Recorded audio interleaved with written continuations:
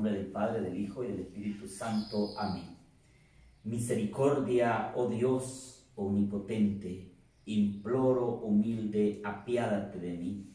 Y repito otra vez sencillamente, me pesa de cuánto te ofendí. A tus sagrados pies sinceramente cumplir te ofrezco lo que prometí. Ya ves que está mi corazón contrito, afírmame en tu amor, oh Dios infinito. En ti, Dios, está mi pensamiento, y exhorta contemplándote el alma mía. Ilumíname, Señor, en el entendimiento, a mis pasiones dale dulce calma.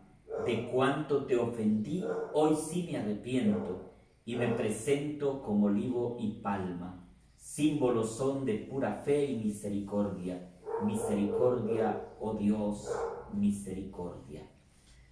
Gloria al Padre, al Hijo y al Espíritu Santo, como era en el principio, ahora y siempre, por los siglos de los siglos. Amén. Otra vez más, mis hermanas y hermanos, reciban la gracia y la paz de nuestro Señor Jesucristo en sus actividades, en su vida diaria. Aquí nos encontramos nuevamente para llevar su programa Creciendo en el Espíritu, y hemos querido retomar hoy el tema de esa realidad que no es constitutiva de la vida del hombre, sino que es una realidad, hablando de virus, es una realidad viral. O sea, el pecado es un virus en la vida del hombre. No nos hizo pecadores el Señor nos creó a su imagen y semejanza. En una determinada situación el pecado entró en el mundo, entró en la vida del hombre y contaminó, no solamente contaminó a la persona, sino que contaminó su entorno y contaminó toda la sociedad, y se vio simbolizada en el maligno o el demonio, o el Lucifer, luz débil, o Satanás, la serpiente. Entonces, cuando nosotros nos damos cuenta de esa realidad, tenemos las armas para atacar esa realidad de pecado. Y eso es lo que yo quiero que vayamos comprendiendo en estos días. He ido tocando con ustedes lo que conocemos como cabezas de pecado, que se conocen como los pecados capitales, para tomar como referencia el libro de San Pablo, o sea, la carta de San Pablo a los Gálatas, cuando él nos dice que es bien fácil reconocer lo que proviene de la carne: fornicación, impureza, desvergüenza, culto de los ídolos, hechicerías, odios, iras, violencias, celos, furores, ambiciones, divisiones, sectarismo, envidia, borracheras, orgías y cosas semejantes. Les he dicho, y se lo repito de nuevo, los que hacen tales cosas no heredarán el reino de Dios. Palabra de Dios, te alabamos, Señor. La herencia que el Señor quiere darnos es su reino. El reino de Dios, en su concepto, se define como amor, justicia, paz, bondad, solidaridad, como santidad de vida. Entonces, los signos visibles del reino de los cielos son la prueba de que Él quiere salvar a la humanidad. Entonces, San Pablo dice que perder esa herencia es desobedecer y volver mi vida y mi cuerpo a las inclinaciones del mal. Perder la herencia. ¿Cuál es la herencia? Bueno, es el reino de los cielos. El hijo pródigo le dice: papá, dame los bienes que me corresponden en herencia por ser hijo tuyo. Y el padre le da todos los bienes. Como a nosotros el Señor Dios nos da los bienes, el primer gran bien y el más esencial de todos es el bien de la vida. Todos tenemos ese bien de estar en esta tierra. Dios, por un acto de amor de nuestros papás, nos dio la vida. Dios por un acto de amor de nuestros padres.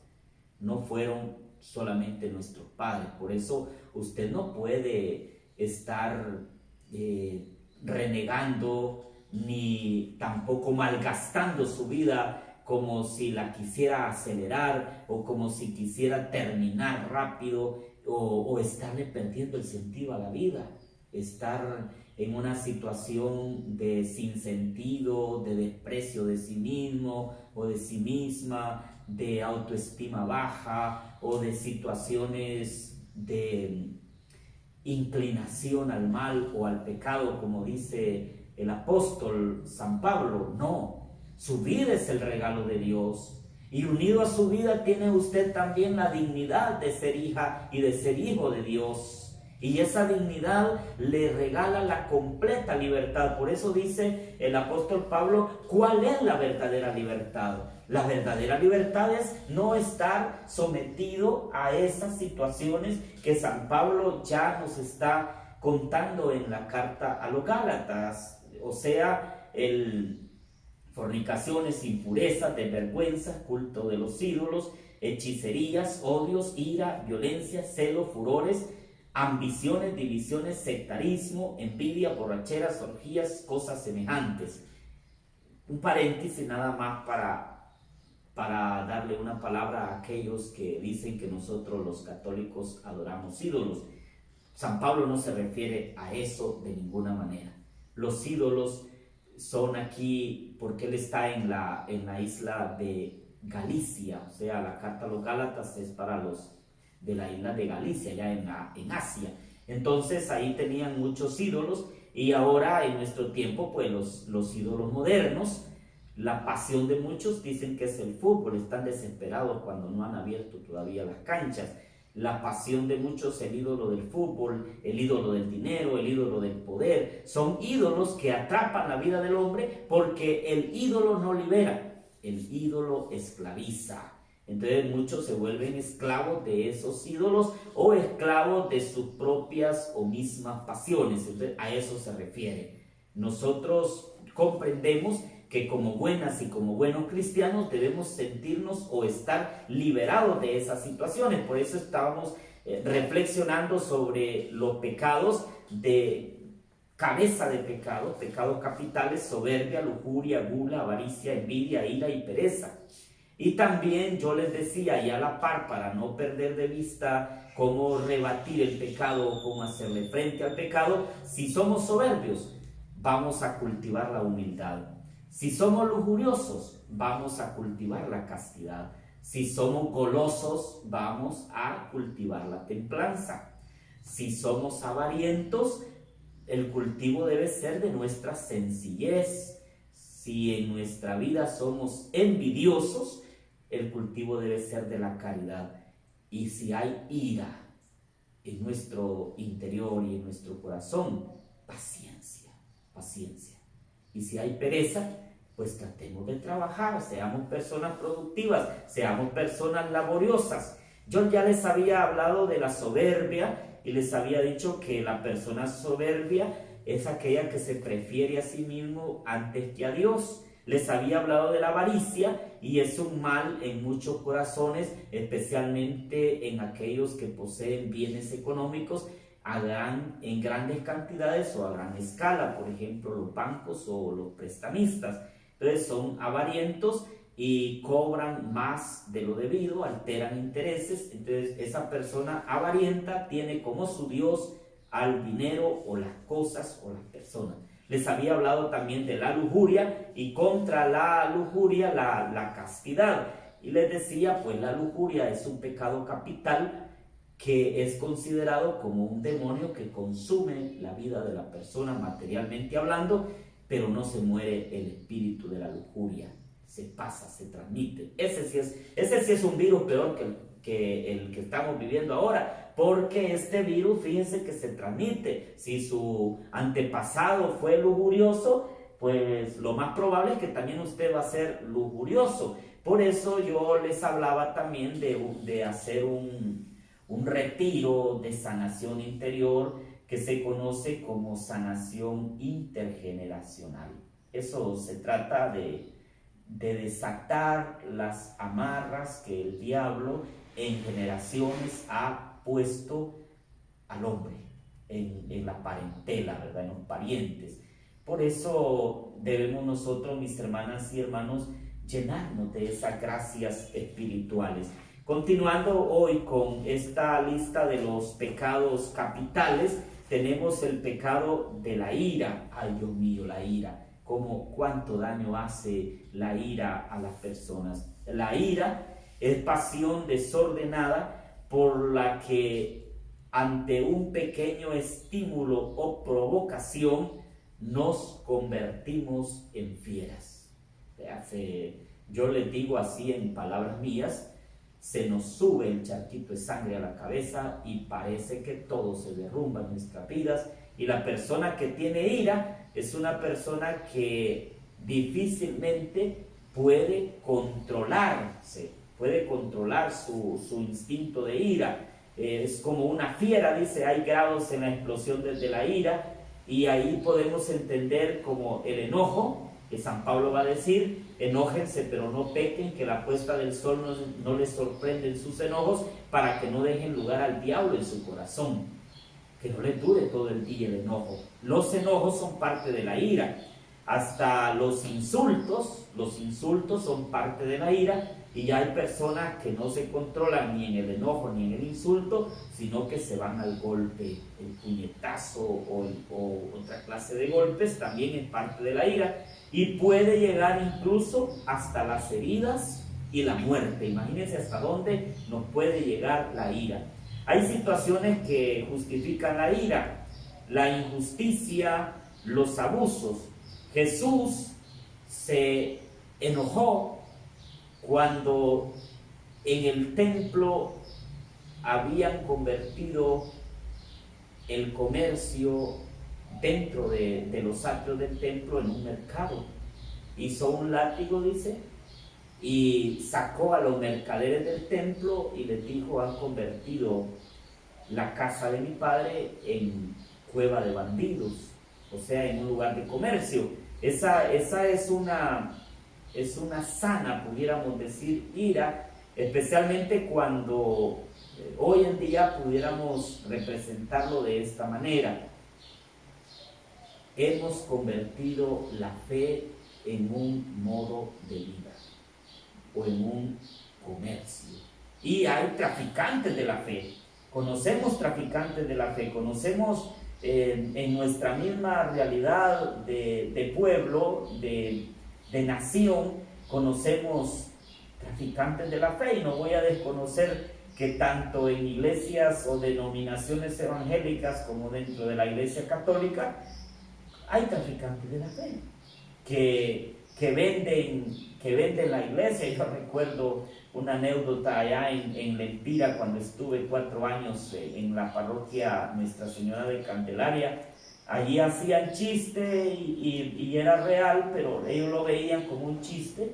En tiempo de elecciones, un señor que era coordinador sectorial vendió 5 comunidades eclesiales de base. ¿De qué manera las vendió? Le dieron un dinero, llegó y compró a los hermanos de la comunidad. Los coordinadores les dijo: convenzan a los hermanos porque tienen que votar por tal persona. Entonces todos fueron convencidos y votaron por esa persona y le dieron el gane, ¿verdad? Entonces dice si tal fulano ganó porque le vendieron 5 comunidades eclesiales de base. Entonces, situaciones como esas es tráfico de fe, pero también lo podemos ver en la situación de gobierno, ¿verdad? Cuando vemos nosotros tanto sacerdotes, obispos o pastores evangélicos traficando con la fe, comprados con un sobre bajo el púlpito, y que eso les hizo vender la conciencia. Entonces también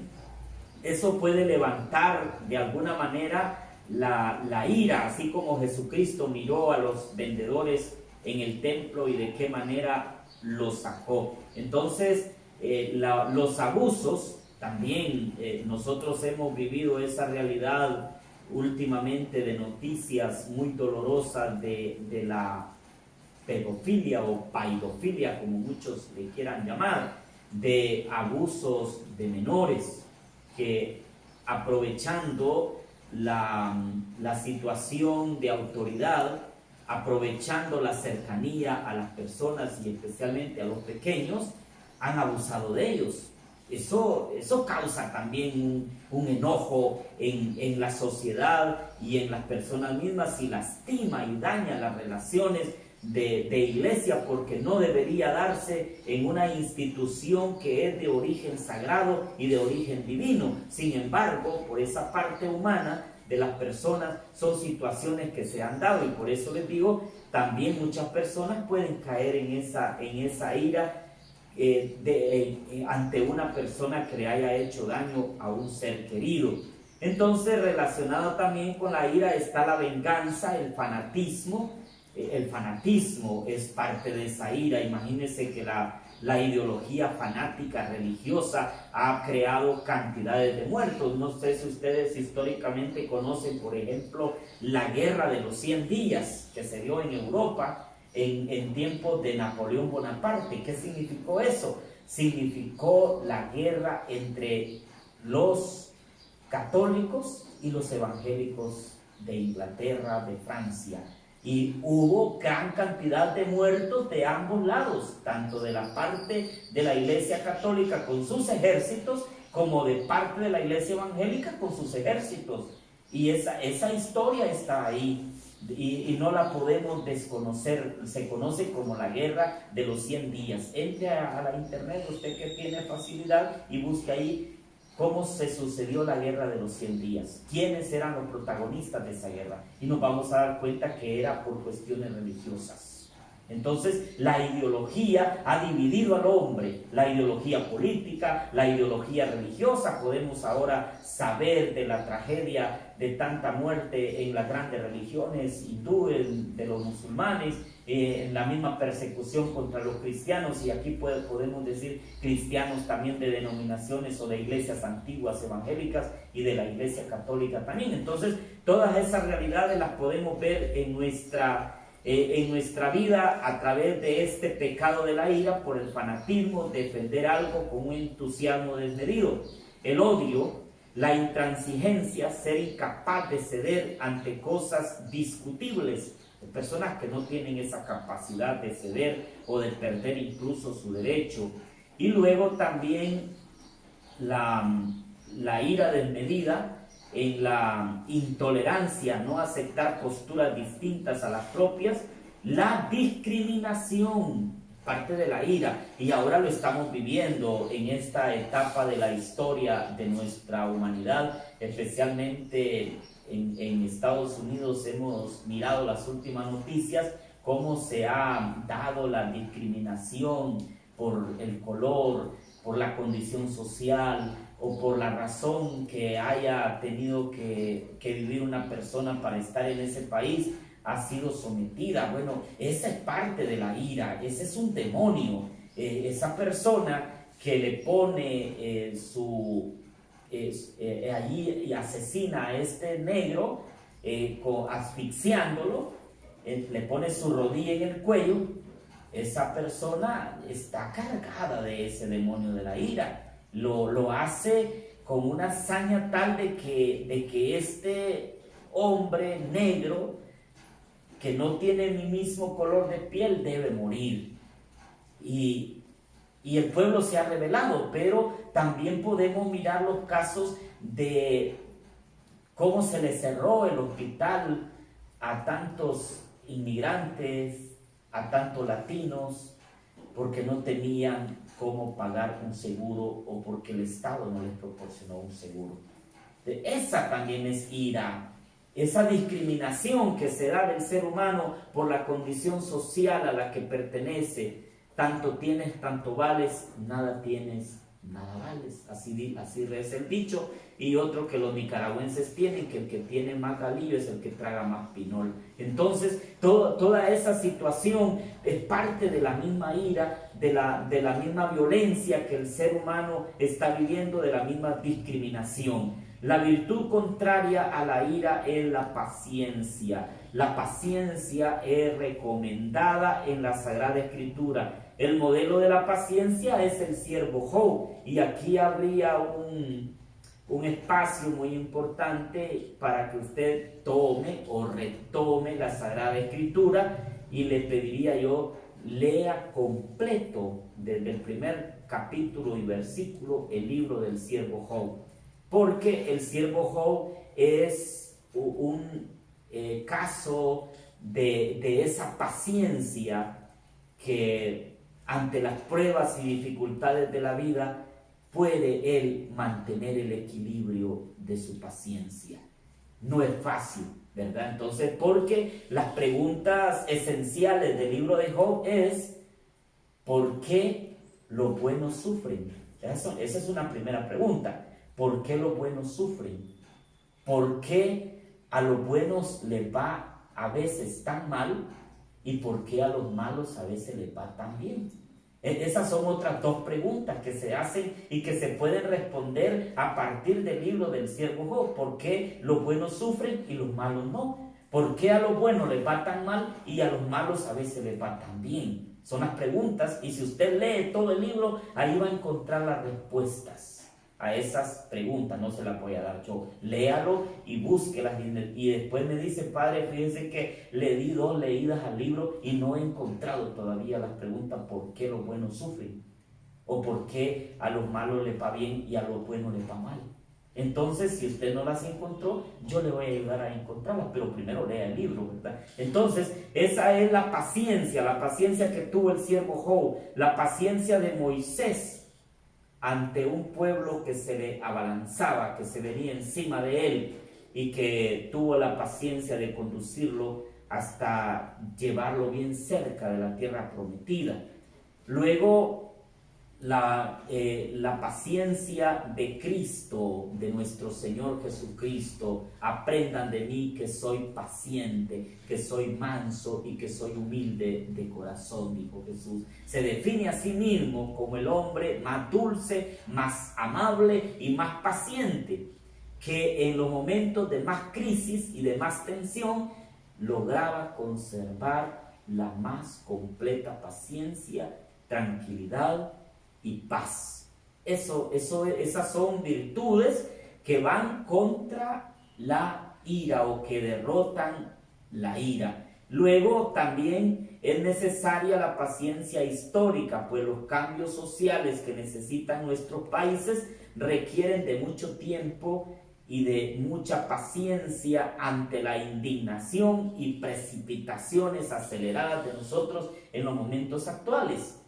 No hay mal que dure 100 años, ni cuerpo que lo aguante. Tanto va el cántaro al río que al fin se quiebra. Entonces, ante esa realidad histórica, pues también debe haber una paciencia histórica. No es fácil. Usted dice: ¿cuándo va a cambiar esta realidad? ¿Cuándo van a sacar estos delincuentes? ¿Cuándo va a pasar esta realidad dura que vive nuestro pueblo? Va a pasar.